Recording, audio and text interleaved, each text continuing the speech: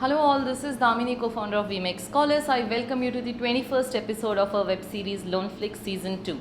For those of you who are new to this channel, let me tell you Loanflix is a web series which covers each and every detail of an abroad education loan, right from the eligibility to the process, disbursement, repayment, each and everything.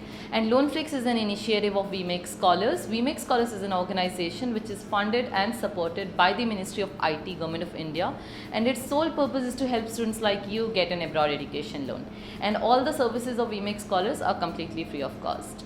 So today's video is on a very interesting topic, because whenever someone thinks of taking an education loan, the first thing that comes to their mind is that, is my parents' income enough for banks to approve me an education loan? So in this video, very clearly, explicitly, I am going to tell you which options care about your parents' or family's income and which options don't. And then I'll explain you a concept called as FOIR, which is fixed obligation to income ratio, because that will teach you the options who care about your family income, how much of an income do they actually need.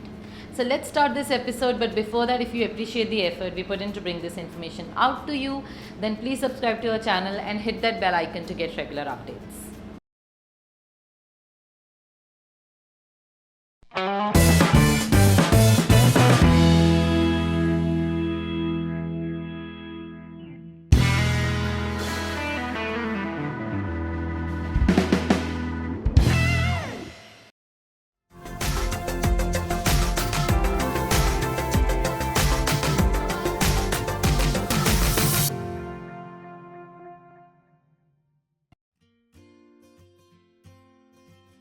Let us start with the income norms in government banks. So as you all know, all the loans in government banks above 7.5 lakhs are secured loans, which means it requires a collateral security either in the form of immovable property like house, flat, land, or in the form of a liquid security like FD, insurance policy, or government bonds. So when you are putting a security, income proofs of parents is not mandatory. If you have it, then great. If not, then they will ask you to arrange a basic income certificate or so.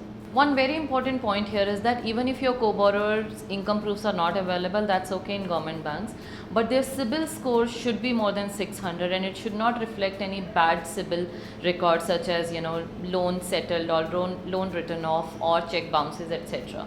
Because the idea is, if your co-borrower is not earning, that's okay, you will earn and pay back the loan. But if they have a bad financial track record, it just gives very bad vibes on your loan. So if your father's CIBIL is bad, that's okay, you can put your mother as co-applicant. So speak to your WeMakeScholars financial officer. They will let you know who will be the ideal co-borrower for your education loan processing. And as I always say, the callback link is given above. NBFCs can offer you a loan without considering your parents' or family income if you are going to a top university, because in that case NBFCs will be predicting your future income, and based on that they will be offering you the loan. But even in that case, your CIBIL score of both your parents has to be above 685. If your university is not in top 200 around the world, in that case you will have to show a minimum combined family income of 25,000 per month. So private banks have really strict income norms when it comes to unsecured loans, because all private banks require you to pay full simple interest even while you are studying. So they definitely know that you as a student, you are not going to have that sort of money while you are studying. So they have to ensure that your co-applicant has enough income to take care of this simple interest. Yeah. So private banks do check your parents' gross monthly income, and they also check the EMIs they are paying currently. So they calculate something called as FOIR, which is fixed obligation to income ratio. So let me explain you this. So let's take an example. Let's say your father is the only earning member for a family of 4, and his net monthly income is about 1 lakh rupees a month. So, firstly, in the calculation, bank will firstly remove 35,000 aside for the survival of these 4 family members.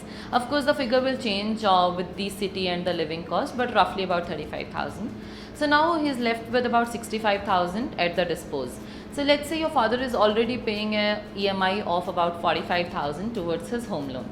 Now the leftover amount is only 20,000. So the private bank will give you a max loan amount for which the simple interest per month should not cross 20,000 rupees. Yeah, because according to the bank, that's what your father is left with, right? So if your mother is earning, then of course her income can be added to this to increase the eligibility. So that's how private banks calculate your loan eligibility. Now a lot of people ask us whether the existing loan on their parents affect their education loan eligibility. Let me shed some light on that. So in case of government banks, as I told you, your parents' income is not even a parameter. So of course, they having an existing loan doesn't affect your education loan. But of course, if they have a bad repayment track record of their existing loans, that is definitely gonna affect or reduce the chances of your education loan. Now coming to private banks, as I told you, they calculate your eligibility based on FOIR.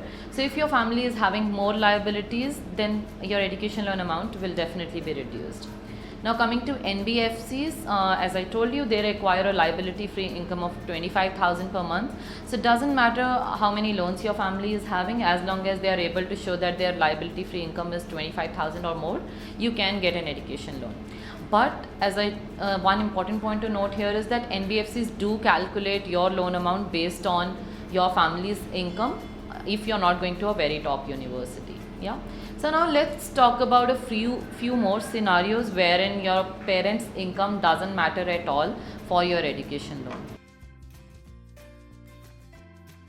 So there are two more special conditions in which you can get a loan from private banks or NBFCs without consideration of your parents' income. So the first one is for students who have more than 3 years of work experience. So this is a secret. Believe me, students in India rarely know that you can get an unsecured loan of up to 40 lakhs without consideration of your parents' income or without having any earning member as your co-applicant, only if you have more than 3 years of work experience and you're going to a top university. Yeah, so these loans are given by private lenders. So if you directly approach them, they may not be aware of this, but if you apply via WeMakeScholars, you'll definitely be able to get the advantage of this. And as you know, WeMakeScholars is funded and supported by the Ministry of IT, Government of India, and we support you with the entire loan process without any charges. So it's a completely free service. Yeah. So now the second one is if you're going to a university which is listed under Elite Scholars Club. So if you're going to one of those universities, you will be able to get up to 75 lakh unsecured loan without your parents' income being considered. Yeah. So these loans are given by NBFCs. You can check out my full-fledged video on Elite Scholars, which is linked above. So that's it from my end. I hope you have got a clear picture on the income norms of parents and family. Summarizing here, if your co-applicant is not earning or is retired or pensioner or homemaker, or earning but not having income proofs like for farmers or for parents having rental income, etc. In all such cases, you can get an education loan. If you're going for a collateralized loan with government banks, then for sure you can get it. But if you're going for a non-collateral loan, then in that case you need to have either 3 years of work experience or you should be going to a top university. Now the list of these top universities is available with WeMakeScholars financial officers. They cannot share it with you, but they can definitely check and tell you whether you qualify or not. So you can get in touch with WeMakeScholars team using the link which is given in the video description. If you have any further questions, feel free to put it in the comments below and I'll definitely get back to each one of you. And I'm open to feedback as well, so please let me know in the comments if these videos are actually helping you. As you know, WeMakeScholars is an initiative which is there to help students in arranging funds for their abroad studies. It's a completely free service. So we are there to help you with the entire loan process or even with a part of it. So if you're facing small issues like the bank manager is telling you something wrong or he or she is putting some unnecessary requirements on you, we are there. We have the authority to speak to them and clear your issues. So do subscribe to our channel if you appreciate the effort we put in to bring this information out to you, and please like and share this video with your friends and colleagues who might be planning to go abroad. Stay tuned for my next video. See you then.